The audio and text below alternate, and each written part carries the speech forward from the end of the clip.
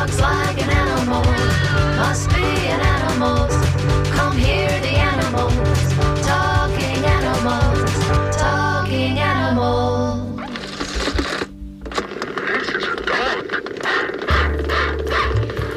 Good morning. This is Talking Animals on WMNF. I'm Duncan Strauss, and my guest today is Nicci Wright, co-founder and co-chairperson of the African Pangolin Working Group, or APWG. Established in 2011, the APWG is dedicated to protecting and the genuine conservation, not that phony zoo conservation stuff, of the pangolin, the world's most trafficked animal, topping even elephants and rhinos in that regard. A somewhat obscure animal, the pangolin has become more widely familiar in the wake of Pangolin, Kulu's Journey, a Netflix documentary released earlier this year, directed by Pippa Ehrlich, co-director of the 2020 doc My Octopus Teacher, chronicling the story of an APWG volunteer, Gareth Thomas, who rescues, rehabilitates, and releases a trafficked baby pangolin. As the film unspools, a few experts, including Nicci Wright, weigh in on the pangolin's plight and the challenges faced in rehabilitating rescued pangolins to the degree they can be liberated back into the wild. A striking creature, vaguely prehistoric looking, the pangolin is the only mammal covered in scales and further distinguishes itself by walking upright on its hind feet, enhancing the dinosaur image. At the same time, pangolins are more than a little charismatic, some might even say cute. Of course, that distinctive appearance partly accounts for the animal's serious ongoing peril. They're poached chiefly for their scales as well as for their meat. We'll discuss with Wright APWG's efforts to help mitigate that illegal trade, as well as preparing to release trafficked pangolins back into the wild. We'll also touch on the pangolin, the Kulu's Journey, the Netflix doc, and more when I speak with Nicci Wright in just a moment here on Talking Animals on WMNF.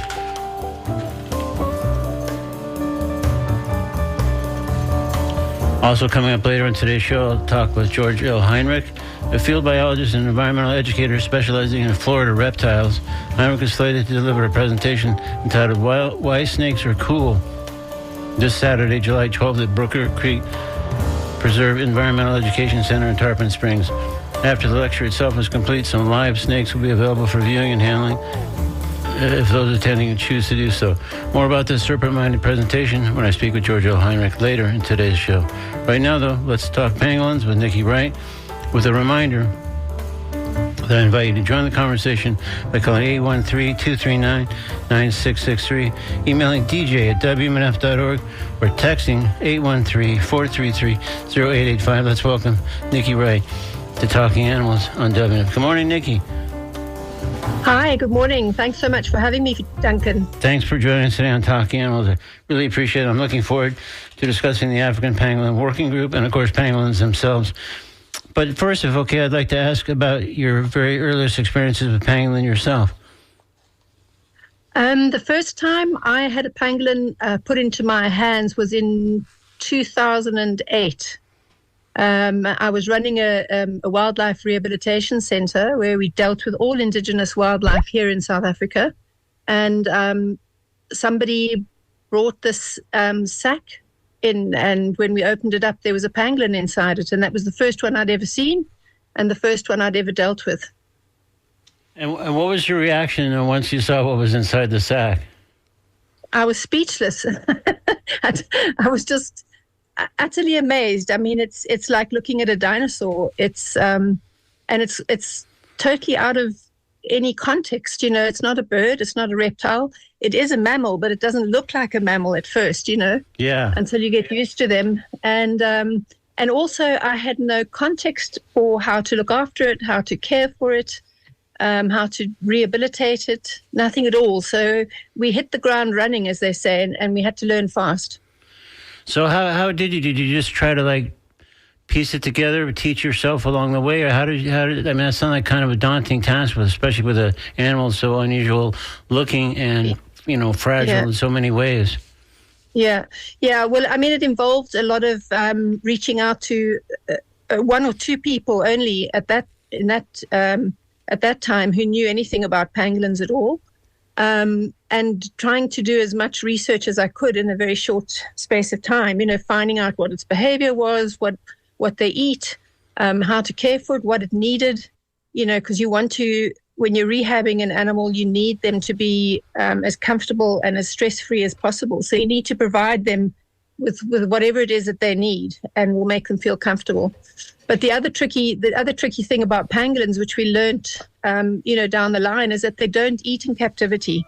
So the species that we deal with here in South Africa is the Temminck's pangolin, and you can't give them a plate of ants. And even if you could, they wouldn't eat them because they're just too stressed.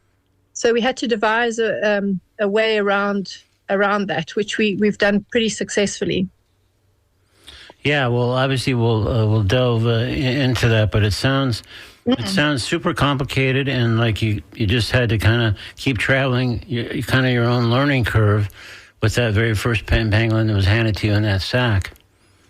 Yeah, exactly, and also just using your instinct, and just trying to do the best. I mean, it's a huge responsibility.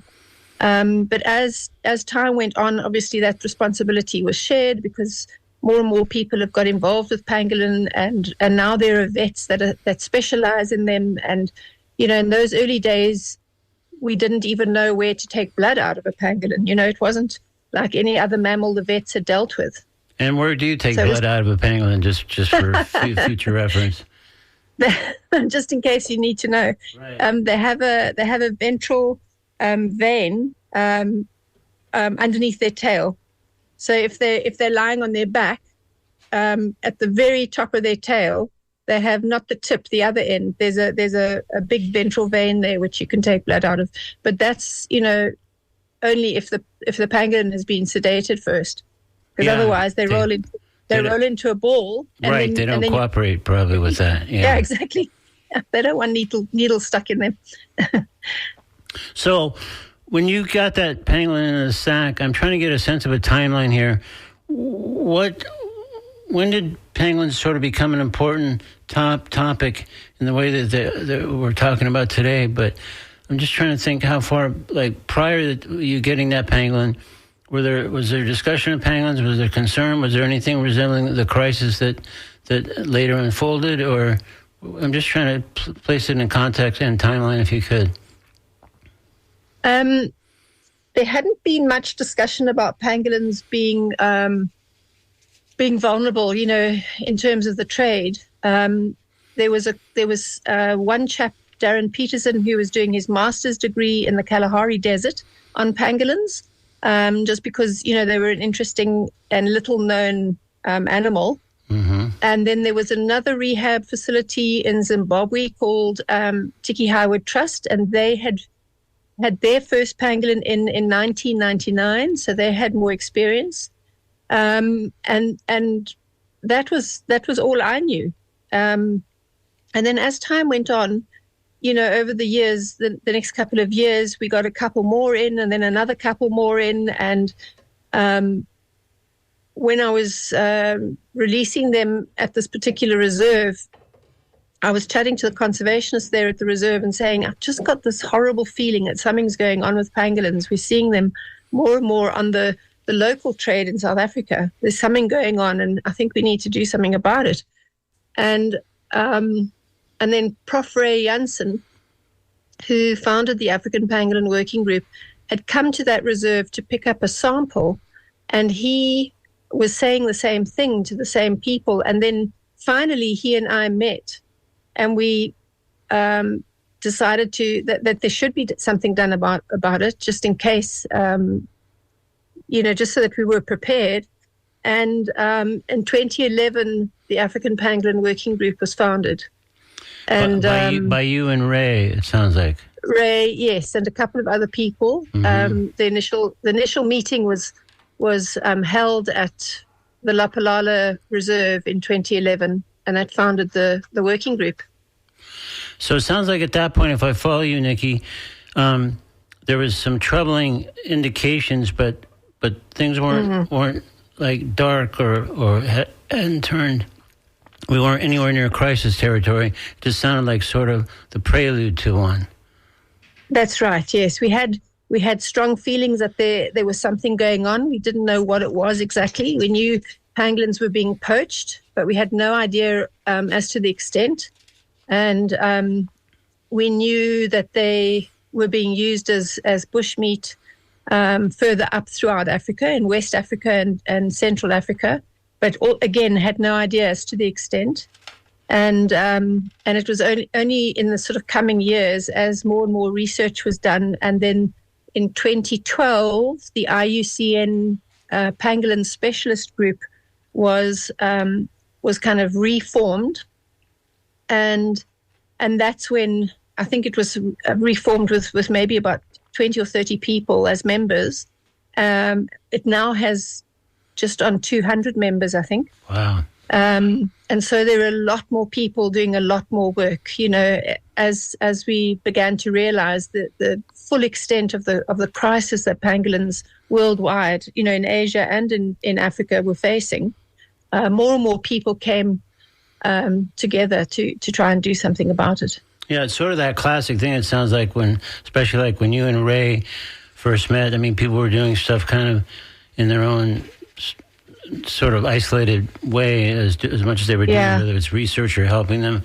But no one was, at that moment, was necessarily talking to each other about their own experiences and seeing how much there were universal experiences.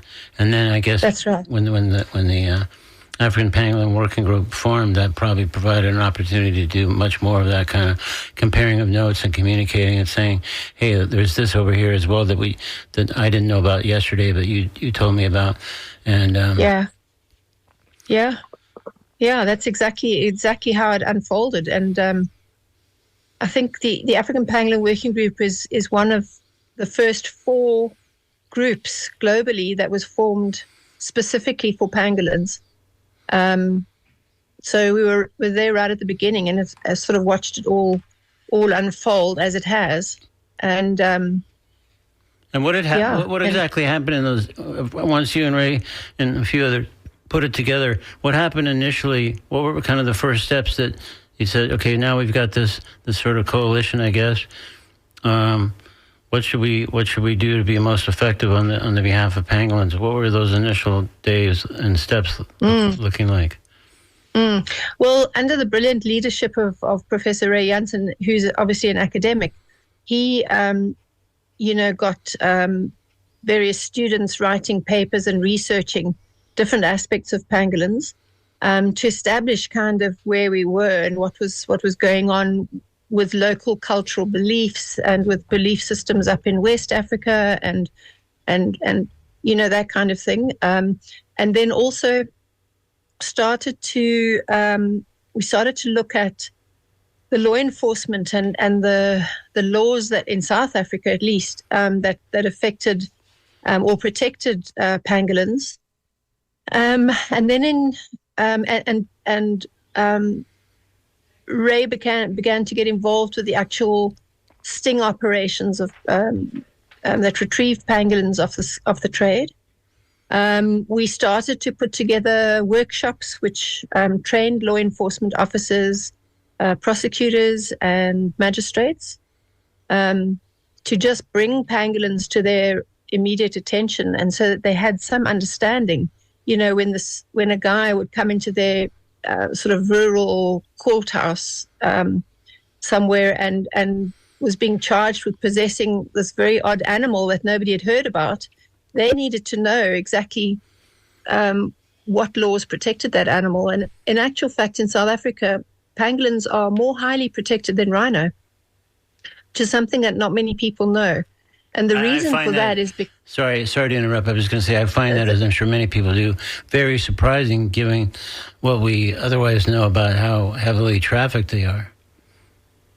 About how heavily trafficked rhino are? No, about how heavily trafficked pangolin. Just the fact that pangolins are better protections in place. You know, to those who don't know much about this world, it seems counterintuitive. It is, isn't it? Exactly. And that also became... entrenched in legislation in 2016 when Johannesburg hosted CITES. And pangolins were uplisted from Appendix 2, which allowed some trade in whatever species it was, rhino or pangolins or whatever. They were uplisted to Appendix 1, which prevents or prohibits any trade whatsoever. So that was just an added layer, whereas rhino in South Africa, you are allowed to trade rhino.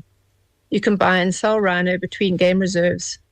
So not that, as you say, not that it's helped on a global scale, but at least we know that pangolins have got our law behind them here in South Africa. Yeah, I guess the tricky thing that you find in so many situations is the enforcement. It's great if certain laws are in place to protect them, but depending on how they're enforced and how readily they're enforced and actively, exactly, and what the results are. So I'm guessing enforcement is not strong and consistent. Well, it is here in South Africa. I mean, here in South Africa, we've had multiple sentences passed down of 10 years and 8 years, 7 years, that kind of thing, which has been remarkable. Yeah. But so in South Africa, it's pretty consistent, even though the trafficking and the poaching continues. But throughout Africa, and I think one of the main reasons for that is the fact that we've highlighted pangolins as much as we possibly can, and that we've been doing these, numerous training workshops all around our country to just involve police, to involve all the different law enforcement agencies, and provide them with posters for their police stations, and to give them contacts and to show them which laws are involved and all that kind of stuff, and to support them, essentially. That's what we're here for. So I think that is really, really working in South Africa. Good. So you feel optimistic in that regard? I think so, yes. And I think also the difference is also with the pangolin, when the law enforcement agencies recover a pangolin, generally the pangolin is still alive. So they keep them alive because they can't facilitate a dead pangolin. They don't have refrigeration. So they keep them alive. And even though sometimes they've been alive in a sack for 2 weeks and they're very, very compromised, the animal is still alive. It's not like recovering a rhino horn or an elephant tusk, where you know for sure that animal is dead. It's been killed, it's been poached. Yeah. So with the alive pangolin, the police are very invested, and they race it through to the closest veterinarian who's trained to deal with pangolin. And they're very invested, and we generally like to, give the investigating officer feedback and photographs and, a little video clip of the pangolin feeding, and that keeps them all invested, and it just helps them. I mean, these guys do a very difficult job. Sure. With everything that they've got to deal with, and I think it really just inspires them. Well, I'm sure, and I would think that many people, no matter how busy they are or hardened they are or whatever, can't help but be struck by the pangolin that comes in that day in that sack, especially if it's been in traffickers' hands for exactly a week or two. Exactly, and then the other thing we like to do is offer that investigating officer the opportunity to name that pangolin. So we get pangolins named after wives and girlfriends and children and all kinds of things, but it really just keeps that team invested in what they're doing. For sure, there's more of a connection that way. If it's like, hey, that pangolin's named after my wife, I care that much more about what the status of that pangolin is and what's happening next. Exactly. And we just feel like it creates a link to us as well, and it's important. For sure. Well, in case people may have tuned in a bit late, let me let them know this is Talking Animals on WMNF. I'm Duncan Strauss. If you did just tune in, my guest is Nicci Wright, co-founder of the African Pangolin Working Group, dedicated to the protection and the conservation of the pangolin. That's the world's most trafficked animal beyond rhinos, elephants, etc. So the pangolin has become more widely familiar recently, I'd like to think, in the wake of Pangolin Kulu's Journey, a Netflix documentary released earlier this year. If you'd like to ask Nicci a question about the pangolin or offer a comment about them, please call 813-239-9663, email dj@wmnf.org, or text 813-433-0885.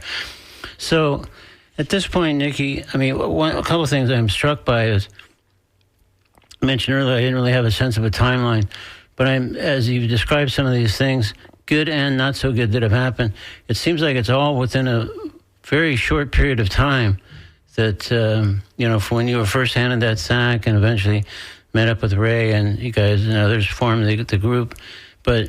And when people started to notice there was illicit activity happening, that's all like in 20 years' time, give or take, right? Yeah. It has been a short period of time. And we've managed to get a surprising amount done, although there are many times where we don't feel like it's nearly enough, of course. For sure. Well, so maybe I can, at this point, ask you to offer sort of a brief tutorial. Let's call it Pangolin 101. I mean, you and your APWG colleagues are obviously steeped in the pangolin world, but many folks listening to the show may be wholly unfamiliar with these animals. So what would you consider the fundamental elements someone relatively new to pangolin should understand about these animals and maybe more to the point, their plight? Okay. Pangolins, and there are 4 species in Africa and 4 species in Asia. The Asian pangolins have been hugely depleted due to the Asian demand and traditional medicine beliefs. So they're poached as heavily as the African counterparts? Yeah. Oh yes. Yeah, yes, sounds like maybe more so. Yeah, well, more so, I would say. And then of course it's come across to Africa. And ton loads of pangolin scales have left Africa destined for Asia. Literally, hundreds of thousands of animals. And these little animals are nocturnal, generally. They are quite territorial, so they each have their little territories. And they eat ants and termites. And they're shy. Right? That's it. They don't eat anything else. They eat ants and termites. We've got 2 species in Africa which are arboreal. The white-bellied and the black-bellied pangolins, which you find up in the forests of Central and West Africa. The black-bellied pangolin is a beautiful sort of black and tan jewel of an animal. And then you've got the giant pangolin, which is more in Central Africa, which can weigh up to 38 kgs. And then we've got the Temminck's pangolin, which is the one that we mainly deal with in South Africa. And they're bipedal, meaning they walk on their 2 hind feet. Yeah. So their tail and their front quarters are sort of counterbalance, and they plod along, and they've got this incredibly sensitive sense of smell, and they plod along sniffing the ground until they find ants, and they'll put this long tongue that they have, long sticky tongue, into the ant holes or into a termite mound and slurp up ants and termites by the thousand, and that's what keeps them alive. And they have hard overlapping scales which are made of keratin, the same as rhino horn and our fingernails. And when they're threatened, they'll roll into a ball. And they've got such incredible core strength that you cannot open them up. I've never been able to open up a pangolin unless it's very, very weak. But even, adult lion, there have been stories of half-grown lions playing with an adult pangolin for up to 4 hours. They're just investigating it, and they cannot get it open. Wow. So incredibly strong. They've been on the planet for 85 million years, and they're leaving it before our very eyes. Yeah. And it sounds like, as we talked about just a moment ago, it's moving swiftly, this unfortunate process. It has been. And is it just the Temminck's that tends to walk on the 2 hind feet? Yes, that's the only bipedal pangolin. So it looks like a little mini T-Rex. Yeah. In fact, they were on the planet at the same time as the dinosaurs, which is incredible. It really is. Wow. Yeah. So, they've survived this long. Let's keep them going. Jeez. Exactly. They're like this precious, creature that we definitely need to keep going. I mean, how dare we allow it to be lost, For sure. No, well, it sounds like you and your colleagues are doing everything you can to... Trying. Yeah. Well, so, in fact, the core element of APWG's work appears to be the rehabilitation and rewilding after rescue or coming into possession of a given pangolin, rescued typically from the illegal wildlife trade. So the Netflix doc that I've alluded to, Pangolin Kulu's Journey, offers kind of a classic, or what would appear to be a classic case study of this enterprise as APWG's ambassador Gareth Thomas works on rehabilitating and releasing Kulu into the wild.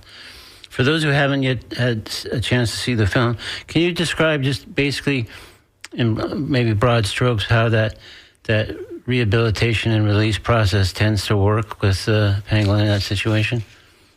Yeah.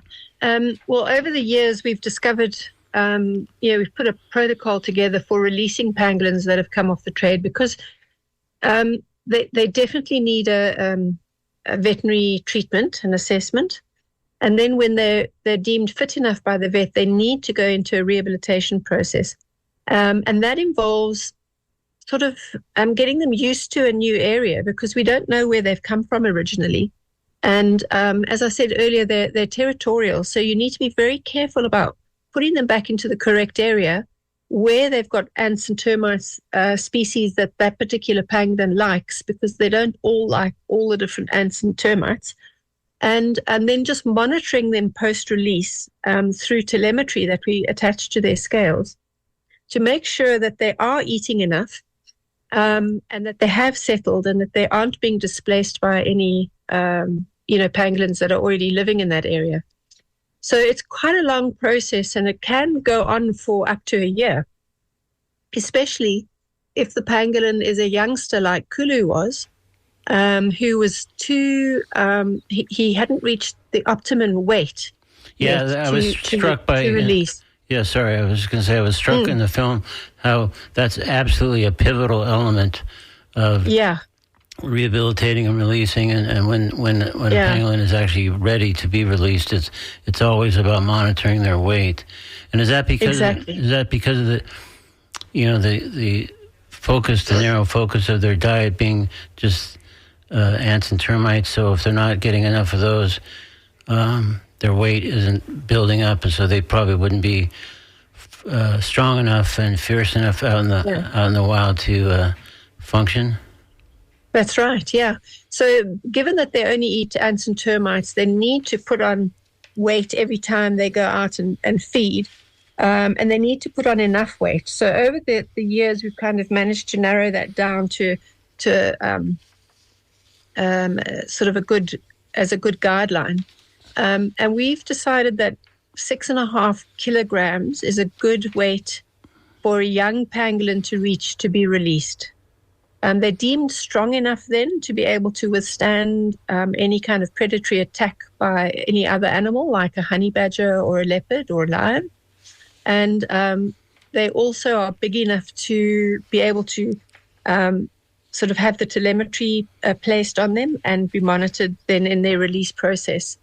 So if you get a big adult pangolin of 12 kgs, you won't need to keep them for that long, but you'll still need to do, because they're big enough, their weight is good enough. And if they're healthy, then they get released with their telemetry, and you make sure they're settled into an area and then can take the tags off and they be deemed released. But with somebody who is young, like Kulu, he's got to be fed, be walked every day to feed, and you've got to just keep monitoring that weight going up and up and up and up until he's at the optimum release weight, which was 6.5 kgs, which is why in the movie, some people afterwards commented on that there was a lot of handling.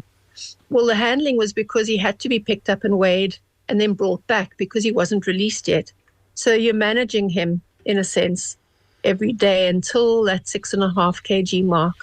And then he could go into his slow release process. Then he was moved into a different area of the reserve, and he was spent time in that area, make sure that he got used to that area. He knew where all the burrows were. He knew where all the food, ants and termites was. He knew where water was, that kind of thing. And then there's just like a subtle kind of settling that you pick up when you know the animal well. And that was the time that he was released. And I guess the concerns about being handled as represented in the film were, if I follow you, were probably more a product of how young Kulu was when he sort of began the journey, and so that just maybe naturally required a bit more handling and kind of direction in terms of the rehab and release part of his story. Yeah, you're absolutely right, Duncan. I mean, he's a young animal, and even Pang, he's a mammal, so he does need guidance, and he does need. I've raised pangolins where they're actually looking for affection, and they're looking to cuddle because they're just baby mammals, and they're not with their own mothers. So you have to give them what they need in order for them to become a fully functioning, and balanced animal in the end when they get released. And also remembering they've all been through horrific poaching incidences. So Kulu was probably still with his mum when he was poached. He maybe was just at the age where he was starting to come out of the burrow a little bit on his own and potter around, a meter or so away from the burrow. And maybe that's when he was poached. So he's gone through that horrible incident, and he's also separated abruptly from his mother. And those things all need to be addressed when you're doing the rehabilitation of any species, but including pangolin. Yeah, it sounds like there's one or more sources of trauma that is part of the picture often for those pangolins. And I guess in most cases, people that are doing the kind of work you and others are doing to try to rehabilitate and release them don't necessarily know what that story is. I mean, they know they've been separated from their mother probably, but what else went on during the actual poaching or trafficking, whatever. That has to, I guess, be sorted out just by spending time with that animal and kind of seeing how they react to certain things and just other, I guess, signs that people that have been doing this a long time like you have just probably are attuned to. You're absolutely right, Duncan. And it's just spending time with each animal. You get to kind of pick up what their needs are when you know the species well, and when you know what their normal behavior would be. And when you see how they're reacting to different things, because they all actually suffer from a degree of PTSD. So, I mean, like rhino calves, for instance, that have watched their mums being shot and they're, caught and brought back to a rhino orphanage, they all have PTSD as well. So it could be from different voices, it could be from different smells, it could be from smelling a cigarette smoke, which will send them straight back to that incident and put them into a high degree of stress. So pangolins are the same, and we've got to be sensitive to that. Yeah, it sounds like it's tricky because you're only going to discover where the core problem is once it's triggered or re-triggered by something unknowingly that you or someone else that's trying to help rehabilitate and release that pangolin, and just something happened that evokes what happened when they were removed from their mother or trafficked or both. And and all of a sudden you're deep into it, but you had no idea what was coming from 2 seconds ago. Yeah. It is tricky. Sometimes you're kind of groping in the dark, and that's you're dealing with the behavioral stuff, but you also have all the veterinary stuff that goes on, and they're very unusual animals for vets to treat. They're quite different to other mammals in the way that they respond to things. So for the vets, it's been challenging, this journey with pangolins for the treatment of them. But it's been a journey of discovery, for everybody involved with pangolins, and the only way through it all is to collaborate and to do training and to share and to collaborate with others through groups like the IUCN Pangolin Specialist Group, through the APWG's work, and also hopefully through allowing films like Kulu's Journey to highlight pangolins in general to everybody, so that everybody who's touched by it and wants to help can do so. There's a vehicle. Yeah, for sure. So that kind of reminded me that you and obviously some of your APWG colleagues are featured in Clueless Journey, starting with Gareth Thomas, who's, of course, bringing that the pangolin back. What kind of impact can a film like Clueless Journey have on APWG and other work that's being done? I mean, it's probably hard to measure or quantify exactly, but I would think for your efforts in raising awareness and education and for sharing information amongst people that are, connected to the same mission, this documentary would I guess would have been a giant boost, and maybe still is. Well, apart from being fairly terrifying to be out there when you know how many millions of viewers there are potentially through Netflix, it's, for a bunch of people who are essentially quite introverted, that was quite terrifying. But I think the main thing has been that it's an incredible tool for not only the APWG, but for groups that work with pangolins across the world, up through Africa and in Asia, to use something like this film as a tool for their own organization's awareness and to bring awareness to the work that they do. And every single one of them need awareness brought to them as well. And I think that's where the power is.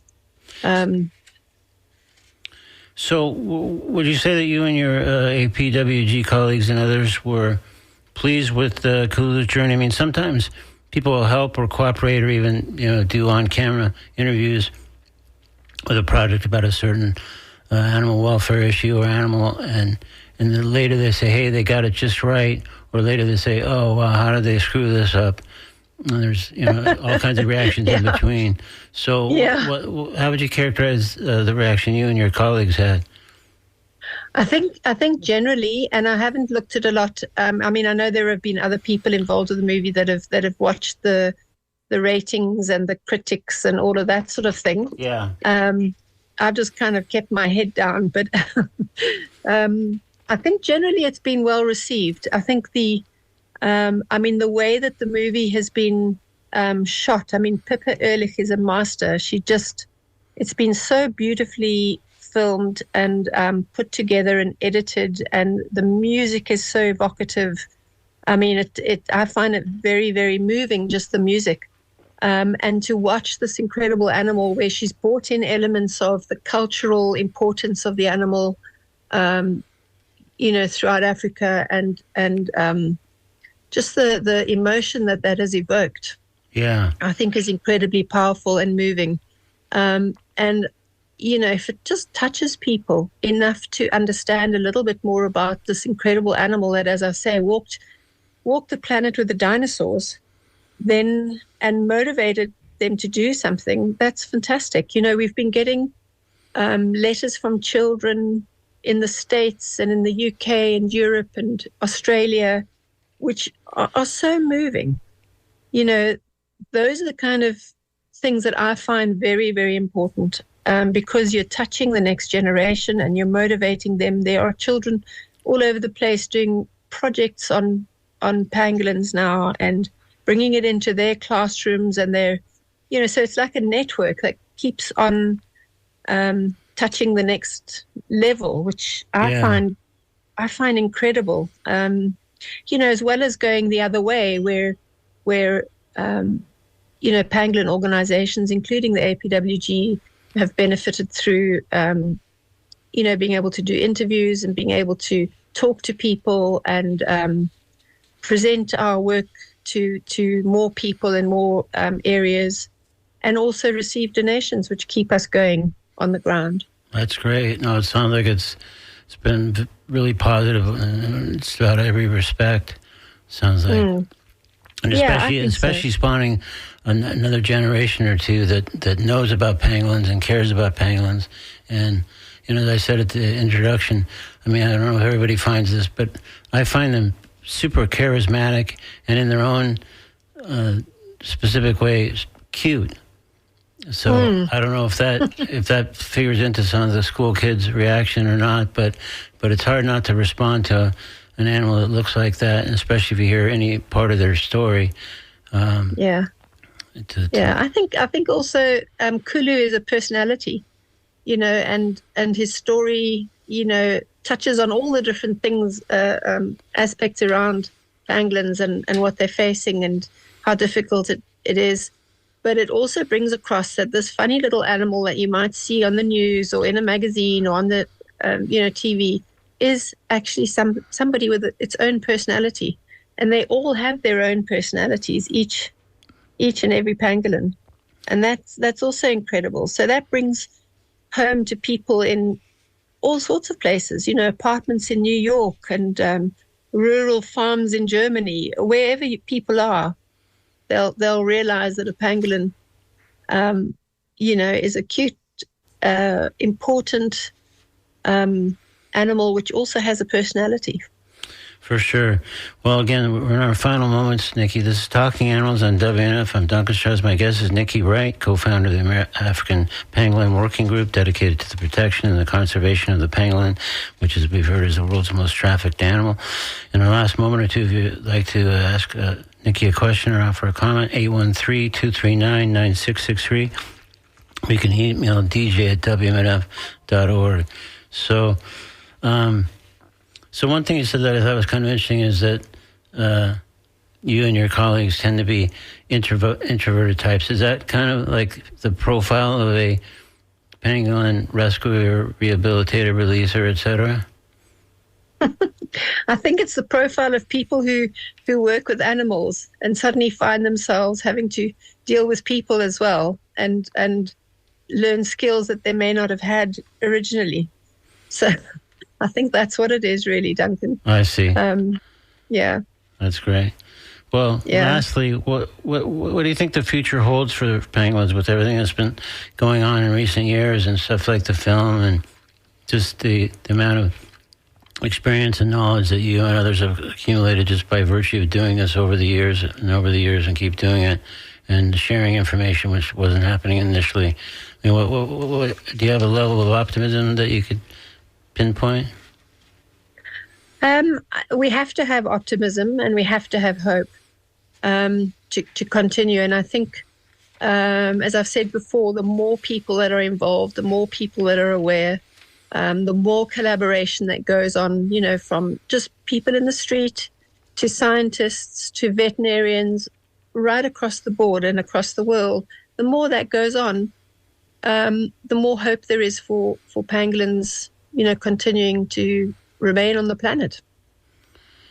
All right. Well, that's my kind of optimism. I like it. That might be just the perfect point at which to leave this. So, we've been speaking with Nicci Wright from the African Pangolin Working Group. The website is africanpangolin.org. You can find out more about their work and all the kind of things they do, and support their efforts if you're so inclined, and just get a little more steeped in the pangolin world. So hopefully we did that briefly, at least today.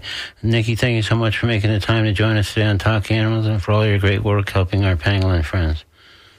It's our honor to do it, Duncan, and thank you very much for having me. I've enjoyed it. Thank you. Thank you. Appreciate it. In a moment, I'll speak with field biologist and reptile expert George L. Heinrich about the lecture he'll be presenting this Saturday, July 12th at Brooker Creek Preserve Environmental Education Center. It's called Why Snakes Are Cool, and the presentation will include some actual snakes as well. We'll hear more about that in just a moment on Talking Animals on WNF. Right now, we're going to step into the Comedy Corner with a piece from Max Rosenblum called Dog People in today's Comedy Corner on Talking Animals on WNF. I don't know if any of you are dog people. I feel like you're not a dog person unless you bring your dog in to bring your kid to work day. That's when you know you're a dog person. My coworker Jackie loves dogs. She came into work one day, 9 a.m., burst through the door. She's like, Max, you wouldn't believe it. I was out walking Sadie last night, and someone was walking their cat. Someone was walking their cat. And I was like, okay, to be fair, that is unusual.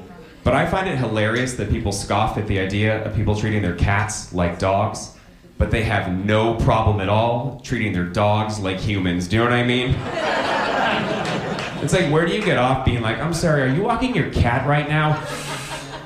My dog cannot enjoy his brunch while you're walking your cat right now. It is so distracting. My fully clothed dog cannot enjoy his mimosa with your cat on a leash. You guys have been wonderful. My name is Max Rosenblum.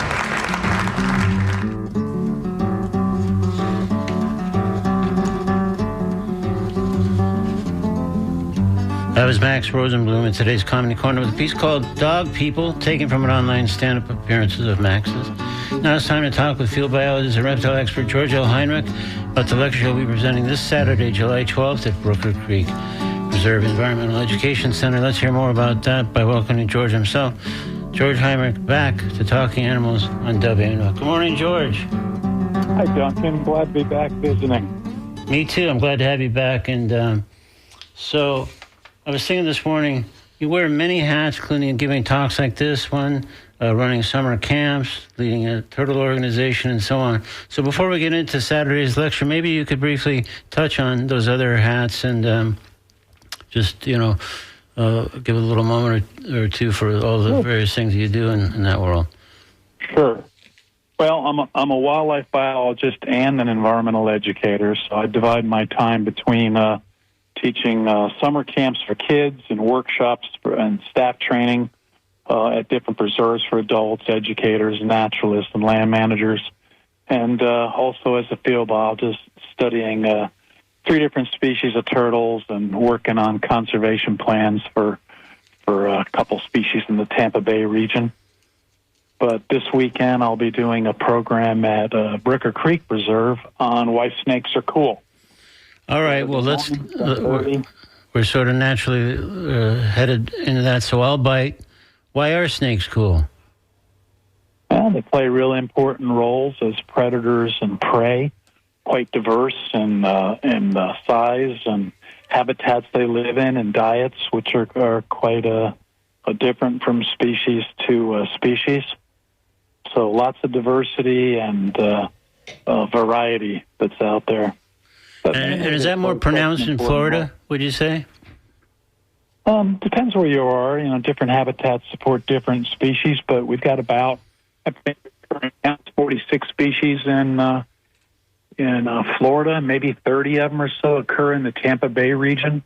Wow. Small number, only 6 in Florida are venomous, and only 3 of those or 4 of those, I guess, are found in the Tampa Bay region. A couple rattlesnakes and coral snakes and cottonmouths, or what some people refer to as water moccasins. Right.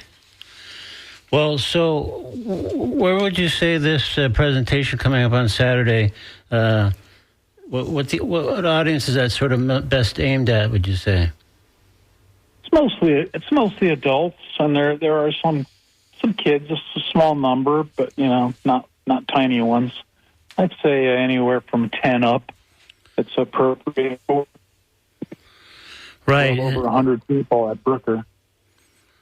That's how many you expect, or that's how many you've had? And that's what we've had in the past. I'm not sure what the count is now, but I expect over 100. Wow. And how do they register or sign up, or how does someone say, hey, this sounds cool? Go on the Brooker Creek Preserve website, and there's a sign up, or you could go on Facebook and click into Brooker Creek Preserve from there, but it's just a simple online click and put your name and you're good to go. Sounds like there's no cost to attend. They'll just show up. Yeah. Sounds like there's no cost to attend this lecture. There's no cost. That's great. Free. It's in a nice air-conditioned room, so it's quite comfortable, free of charge. Starts at 10:30 Saturday morning. That sounds great. And we'll have some live snakes. I was just about to ask you about that. Yeah, tell me about the snakes.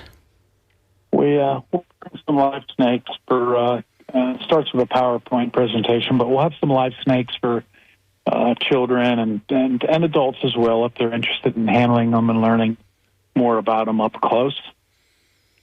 That sounds great. And do people tend to, in the past when you've done this kind of lecture, do most people want to get up close and even handle the snakes typically, or Many do, yes. Some don't want to, and that's okay. sure? But the ones that want to have an opportunity to experience them in hand. Yeah, that probably deepens the. We've been doing these for years. For sure. And here at Brooker, the program is supported by the Friends of Brooker Creek Preserve, which is the non-governmental support organization for Brooker Creek Preserve. And if someone, George, had conflicting plans this Saturday, they're just hearing about it and they say, oh, I got this other thing going on, or I got a wedding, or I'm doing whatever they're doing. When's the next time this lecture might be offered, or another lecture that you're offering instead? Generally, we do it every summer. Okay. So this week I'm teaching a herpetology camp for 7 to 11 years old at Brooker. And we always do it the Saturday that camp ends, since the animals are already here. Okay. So it's once a year at Whedon and once a year at Brooker in the summer. Occasionally other stuff gets scheduled, but those are regulars. Yeah. And I think from what I hear from people, they have a good time learning about snakes and snake safety, which we go through, how to be safe around snakes and how to be safe when you're in the woods, how to identify venomous snakes. And I'm looking forward to it. Yeah, and it sounds like other people have looked forward to it. If you had upwards of 100 people at that thing, that sounds like that's a popular lecture for sure. So. Yep, that's what I'm told by the county staff. All right. Well, great. Well, we'll hope it's at least as popular this time around, and we appreciate you taking a moment to give us a bit of a sneak preview of it. And I'm sure we'll talk reptiles and or other things in the future about one thing or another. I hope so. Yeah, thanks me for too. The opportunity, Duncan. Yeah, no, I appreciate it too, George. So thanks for your great work, and thanks for joining us today on Talking Animals. Sure. Well, take care. You too. Thanks. Okay. Bye. Bye now. Coming up on WMNF, it's The Conversation, the great show hosted by Mario Nunez and Joe King Carter. After that, it's The Scoop, WMNF's brief news clip. Then we shift back into music program with Sam Ball holding forth from 1 to 3. Patty Metz will be sitting in for Nancy C. this afternoon, hosting the Traffic Jam from 3 to 6 p.m. Then it's John DeBrule with Sound Safari, followed by Step Outside, 8 to 10 p.m. And much more good, fantastic programming after that here on 88.5 WMNF. So, meanwhile, as on this show at the moment, it's the prize for naming that animal. We're offering something fabulous from the Talking Animals Vault to the first person who calls 813-239-9663 and correctly identifies this animal song. It's Name That Animal Tune on Talking Animals on WMNF.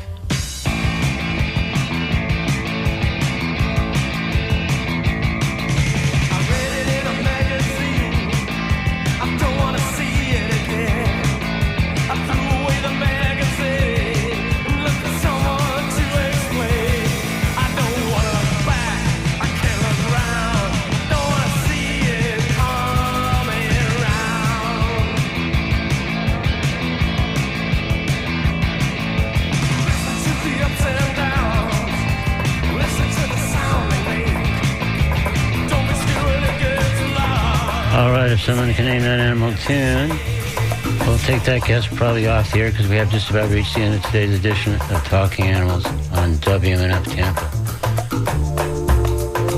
I want to thank our guests, Nicci Wright and George L. Heinrich, for joining us today on Talking Animals.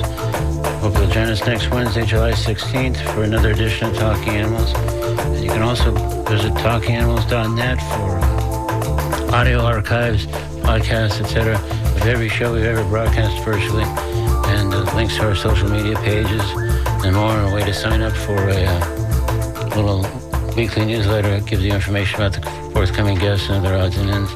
That's all at talkinganimals.net. I'm Duncan Strauss. Thanks very much for listening. Have a good week. Be kind to animals. Be kind to others. Be kind to yourself. This is Talking Animals on WMNF Tampa, Brandon, Clearwater, Largo, Weehawken, and beyond. Stay tuned for NPR News headlines and the conversation after that, and more good stuff coming on 88.5 WMNF. Thanks. See you next Wednesday. Take care.